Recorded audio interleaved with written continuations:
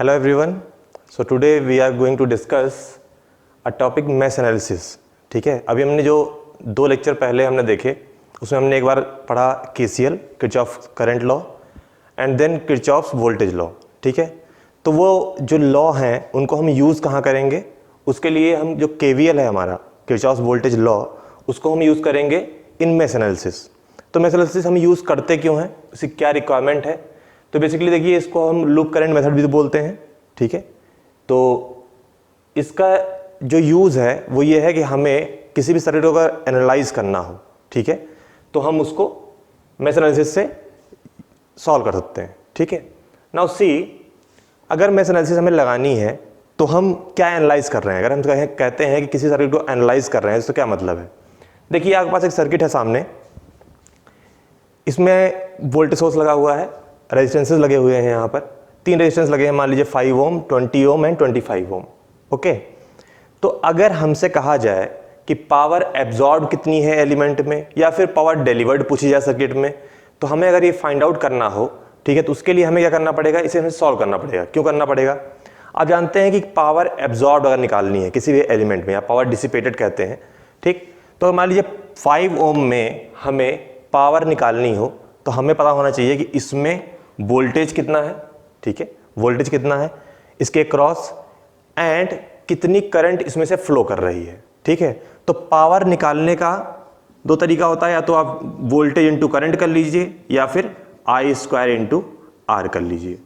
ठीक है, तो अगर हमें 5 ओम में पावर एब्जॉर्ब या पावर डिसिपेटेड निकालना हो तो उसके लिए हम कर क्या सकते हैं, हम इसमें करंट अगर फाइंड आउट कर लें तो I² इंटू 5 कर देंगे तो हमें क्या मिल जाएगा, पावर एब्जॉर्ब मिल जाएगा. ठीक है, तो वो करंट हमें मिलेगी कैसे, उसके लिए हम यूज करते हैं, क्या यूज करते हैं, मेश एनालिसिस. ठीक है, तो स्टेप बाय स्टेप देखेंगे. अगर आप इसको पूरा वीडियो आप क्लियरली देखते हैं और फॉलो करते हैं तो मुझे लगता है कि आप एबल होंगे कि कोई भी क्वेश्चन, कोई भी सर्किट सॉल्व करने के लिए with the help of mesh analysis. Okay, तो देखिए, जो स्टेप्स रिक्वायर्ड होते हैं वो क्या हैं. तो फर्स्ट स्टेप है आपका कि हम सबसे पहले फाइंड आउट करेंगे कितनी मेश है हमारी सर्किट में. मैंने आपको KVL में बताया था लास्ट वीडियो में, आप वहाँ जाके देख लीजिएगा. देखिए, साइन कन्वेंशन भी मैंने वहाँ पर KVL में वीडियो नंबर 2 में बताया था, वहाँ जाके आप उसको रेफर कर लीजिएगा अगर आपने नहीं देखा है तो. ठीक है, तो 2 चीज़ें आपको वहाँ पता चलेंगी, मेश क्या होती है, लूप क्या होता है, क्लोज सर्किट क्या होती है. ठीक है, KVL लॉ क्या होता है, और हम KVL में साइन को कैसे लेते हैं, क्योंकि वो अलजेब्रिक सम ऑफ वोल्टेजेस होते हैं, तो उसके लिए हम साइन कन्वेंशन क्या लेते हैं. ठीक, तो देखिए, टोटल नंबर ऑफ मेश निकालनी होती है. मेश क्या होती है, कोई भी ऐसी क्लोज सर्किट, ठीक है, जिसको हम मेश कह सकते हैं, बस उसके अंदर हमें कोई और लूप ना मिले. ठीक है, means any loop that contains no other loop. Okay, तो देखिए, अगर हम यहाँ बात करें इस सर्किट में, देखिए, तो देखिए, एक मेश ये होगी, दूसरी मेश ये होगी. ठीक है, अगर हम लूप की बात करें तो देखिए, लूप कोई भी क्लोज सर्किट होती है. यहाँ स्टार्ट करिए, मान लीजिए ये पॉइंट क्या है आपका A, this is B, this one is C, this is D, this is E and this one is F. So A B E F A ये एक लूप होगा. B C D E और B again उसी point पे वापस आ गए, दूसरा loop हो गया.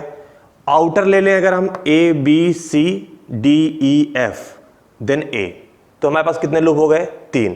हम जानते हैं कि मेश क्या होती है, smallest loop is known as mesh.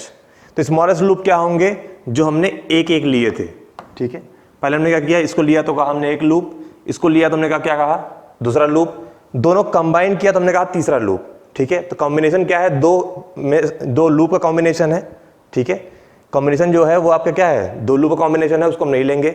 Smallest जो है ये और ये हमारे पास क्या हो जाएंगे, मेश.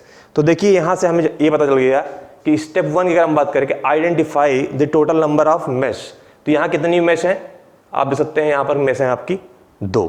ठीक है, देखिए, सेकेंड स्टेप है आपका कि assign the unknown mesh current. Currents क्या हैं, अननोन है, हमें नहीं पता है कि किस एलिमेंट में कितनी करंट फ्लो कर रही है.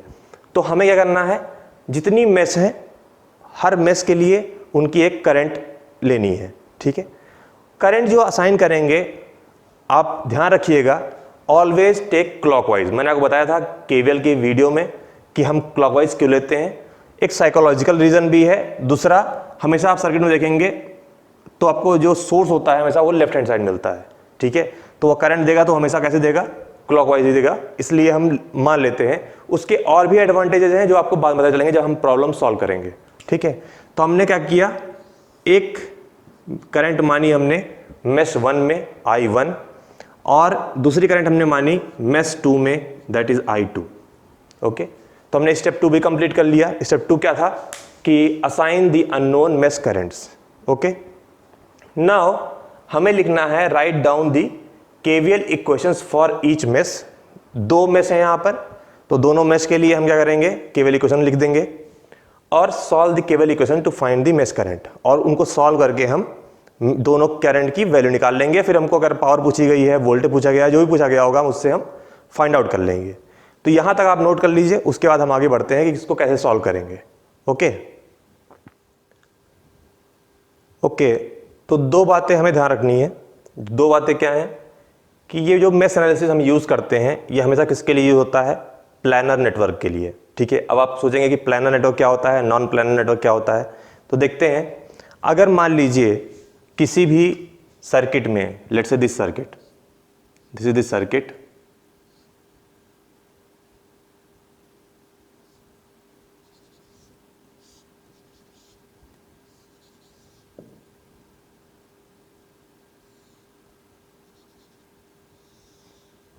This is the circuit. अगर इस सर्किट में एक एलिमेंट ऊपर से चला जाए, ठीक है, तो इसका मतलब क्या है, ये नॉन प्लानर है। ये क्या हो गया, ये नॉन प्लानर। यहां पर हम मेश एनालिसिस अप्लाई नहीं कर सकते, ठीक है, ध्यान रखेंगे। अगर इसी को हम ऐसे बनाते,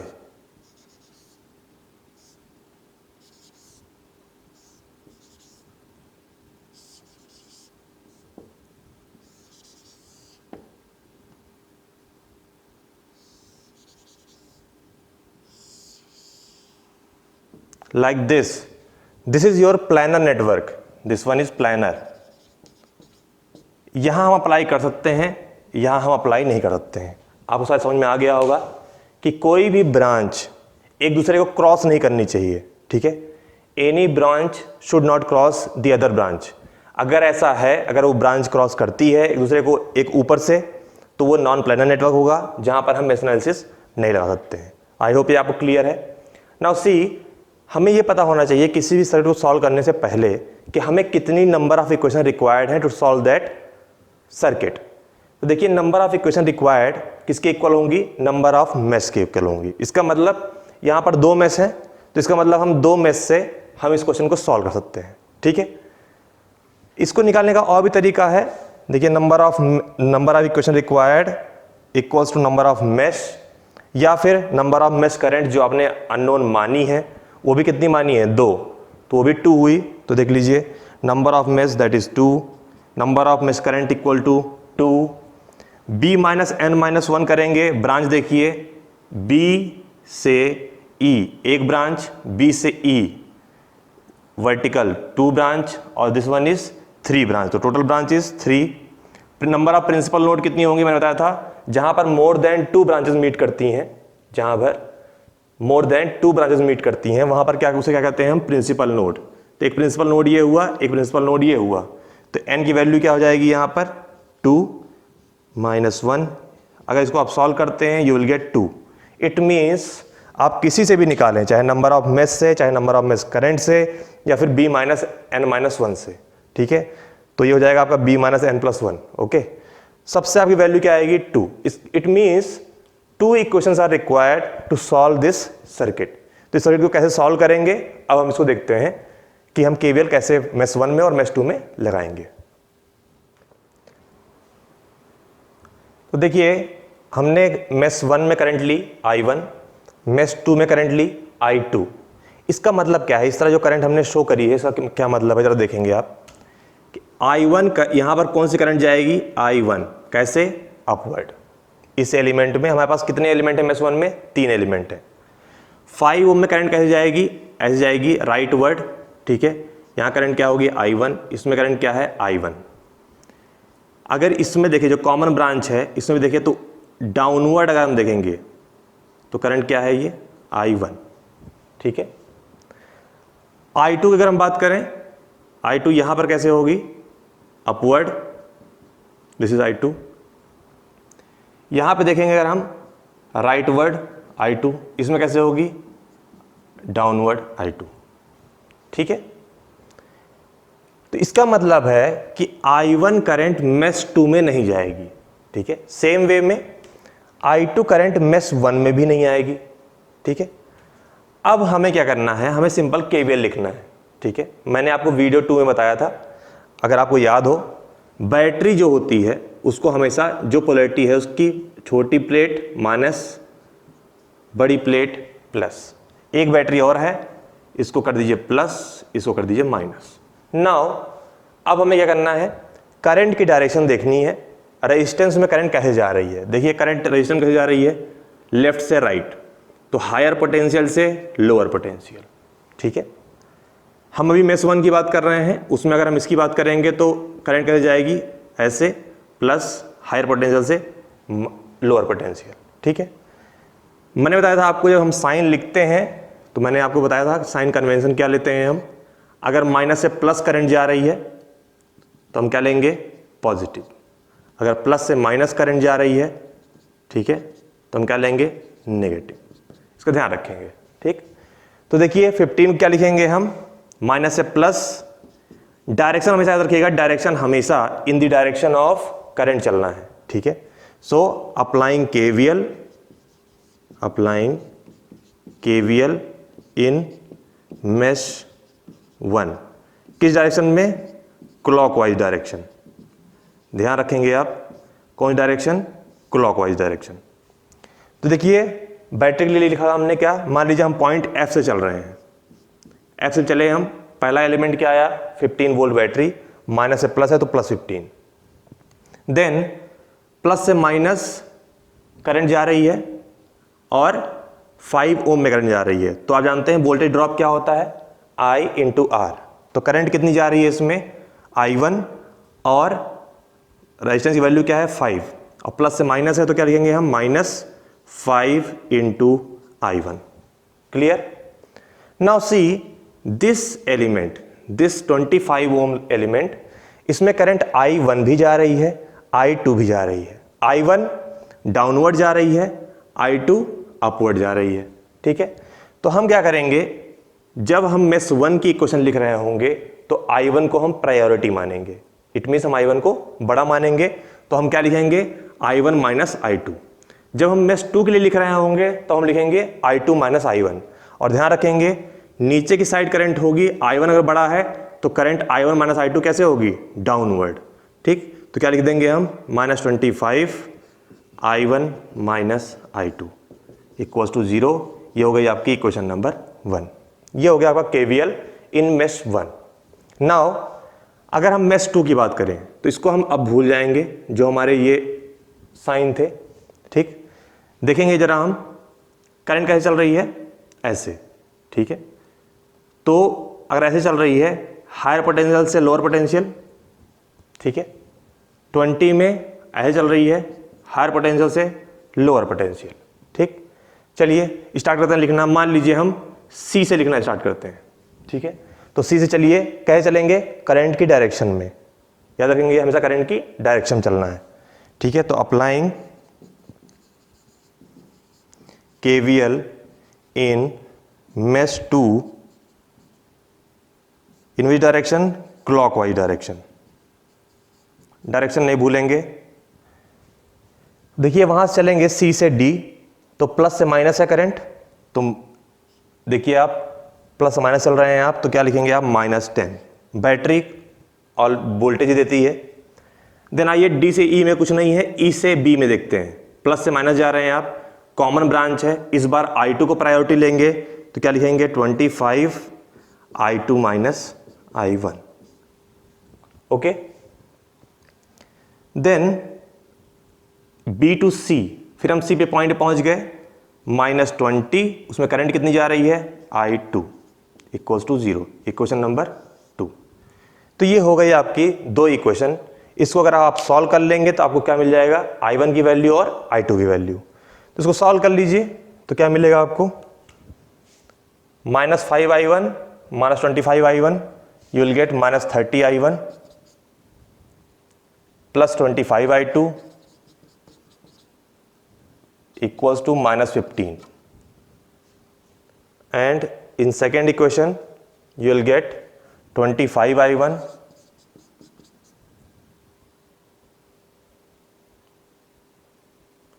minus 45I2 equals to 10। इन दोनों को सॉल्व कर लीजिए, you will get I1 and I2।